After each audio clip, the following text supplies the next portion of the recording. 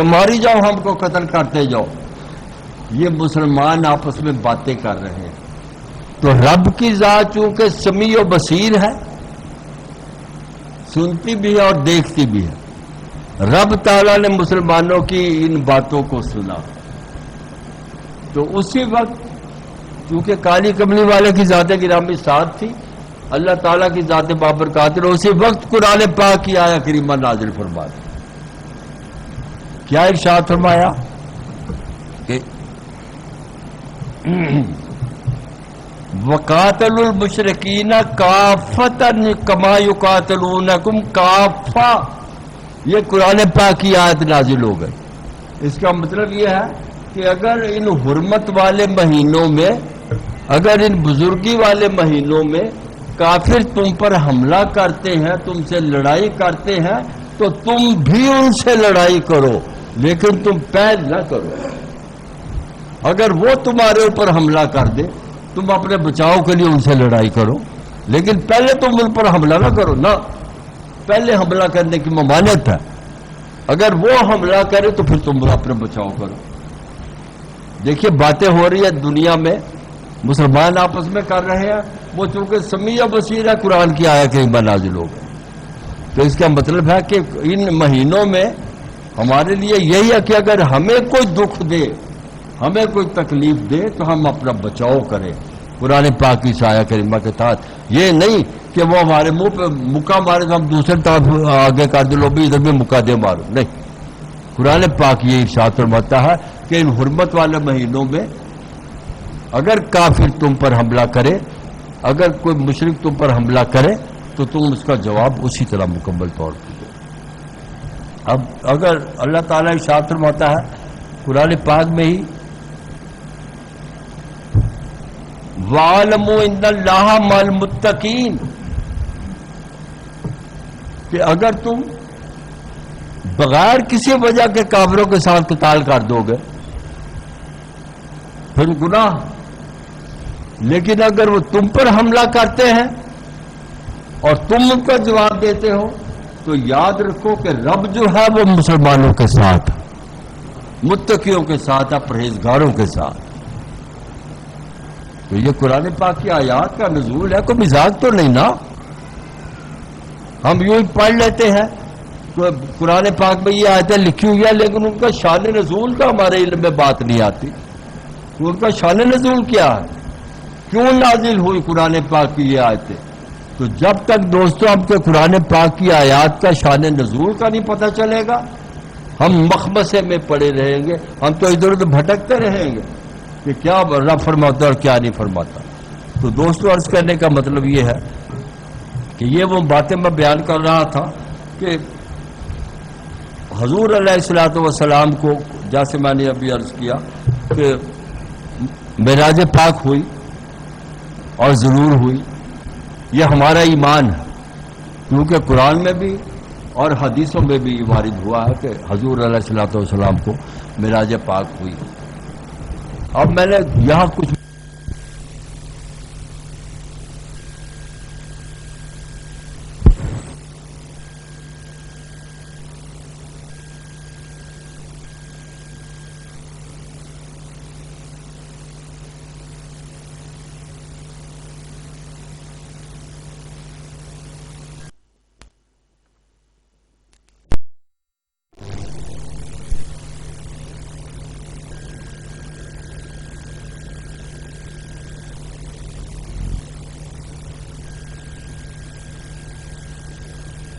یہ مختصر معراج نہیں، اور پیغمبروں کو بھی.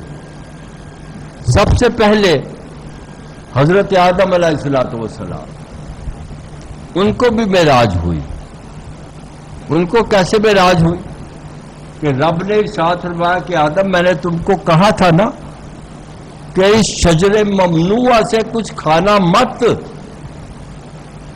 تم نے کھا لیا، اب تم دنیا میں جاؤ. تو دنیا میں جانے کا تو ایک بہانہ تھا وہ دنیا میں جو بھیجنا تھا. وہ کیوں بھیجنا تھا؟ وہ اس لیے کہ حضرت آدم کو دنیا میں بھیج دیں گے، اور بہانہ یہ کہ میں نے تم کو کہا. دیکھیے بات یہ ہے کہ باپ اپنی اولاد کو یہ کہہ دے بیٹا فلاں چیز تم نے نہیں کھانی، تو بیٹا نہیں کھاتا، اولاد نہیں کھاتی جو تابع دار قسم کے ہوتے. تو رب فرمائے جد انبیاء سے حضرت آدم علیہ السلام سے رب فرمائے کہ تم نے شجر ممنوع سے کچھ کھانا نہیں تو وہ کھا لے. یہ کیسی بات ہوئی؟ باپ کہے تو بیٹا نہیں کھاتا، رب کہے تو پیغمبر نے کھا لیا. نہیں، یہ تو ایک بہانہ تھا، یہ تو ایک بہانہ تھا کہ کھائے گا، میں کہوں گا اب تو جنت میں نہیں ٹھہر سکتا، اب تو دنیا میں چلا. حضرت آدم علیہ السلام دنیا میں آ گئے. دنیا میں آئے تو فرماتے ہیں حضرت آدم علیہ السلام کہ دن کو بھی اور رات کو بھی میرے ارد گرد فرشتے چکر لگاتے رہتے تھے، میرے گرد چکر لگاتے رہتے تھے فرشتے. تو میں نے بارگاہ قدس میں یہ عرض کیا، رب تعالیٰ کی بارگاہ میں یہ عرض کیا کہ یا اللہ، یہ فرشتے جو میرے گرد چکر لگا رہے ہیں یہ میری زیارت کے لیے آئے ہیں. رب نے فرمایا نہ آدم، تیری زیارت کے لیے کیوں آئیں گے؟ تیری زیارت کے لیے تو نہیں آئے. تو یا اللہ پھر یہ پھرتے کیوں ہیں میرے ارد گرد؟ رب نے ارشاد فرمایا کہ آدم، تمہیں شاید معلوم نہیں کہ تمہاری پیشانی کے اندر میں نے اپنا نور مصطفیٰ رکھ دیا.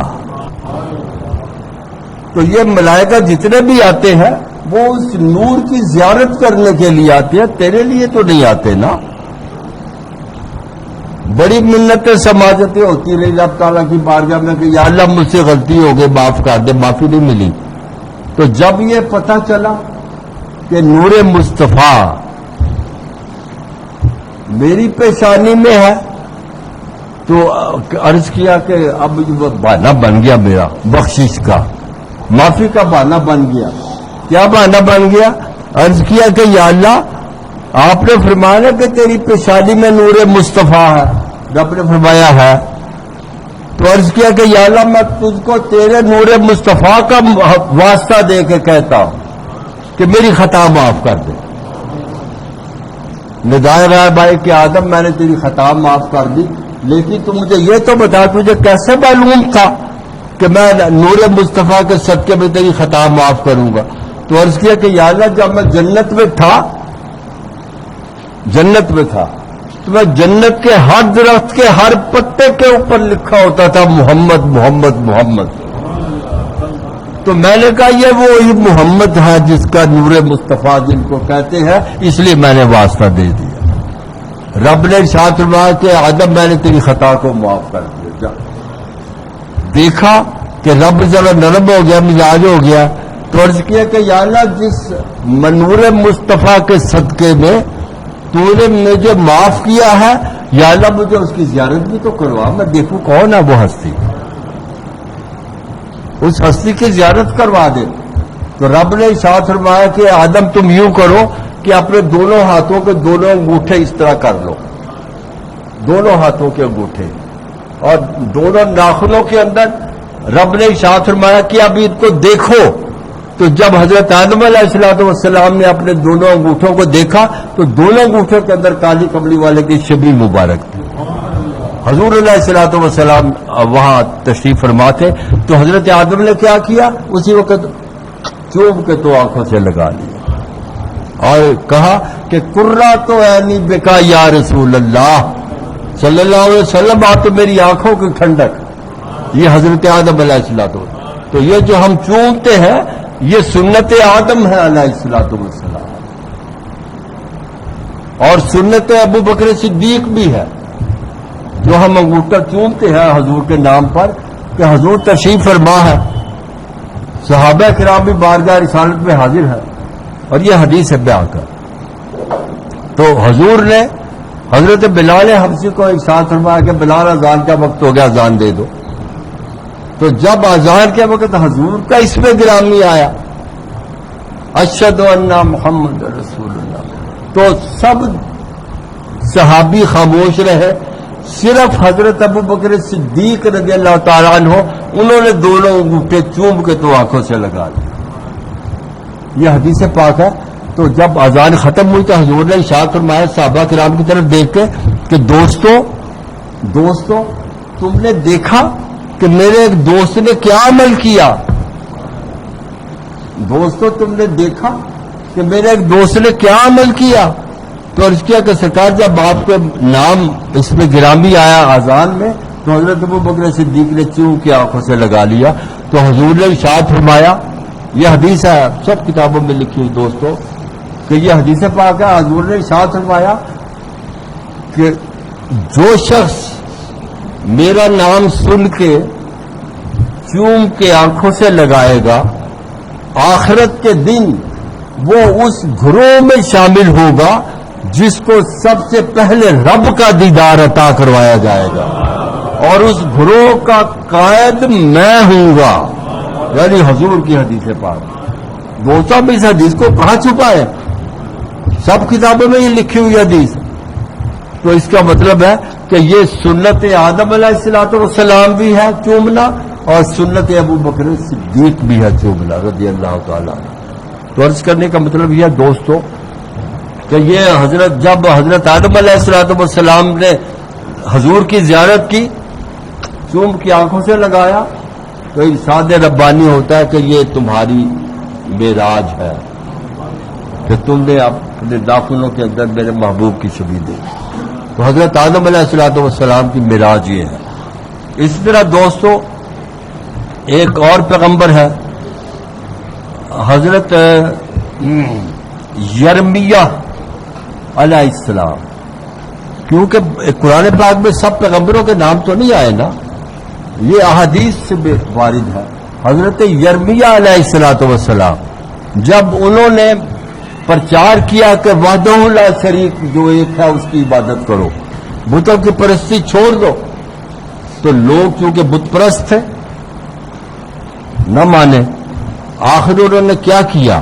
حضرت یرمیہ علیہ السلام کے لیے ایک تالاب بنایا، تالاب، اور تالاب میں مٹی ڈال دی، مٹی سے بھر دیا اور اوپر پانی ڈال دیا، وہ دلدل بن گئی.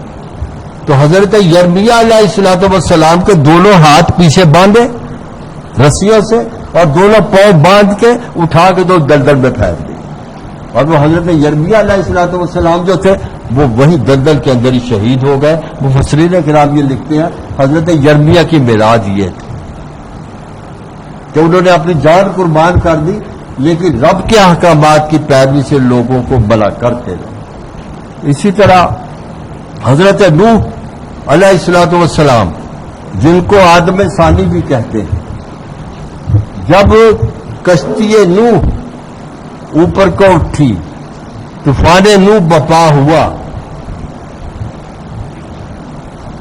تو بارگاہ خداوندی میں عرض کیا کہ یا اللہ یہ تو طوفان بہت اونچا اٹھتا جا رہا، اس کا پانی نیچے آنے بھی کچھ سبیل ہونی چاہیے نا، کوئی بات تو ہو کہ پانی نیچے آئے.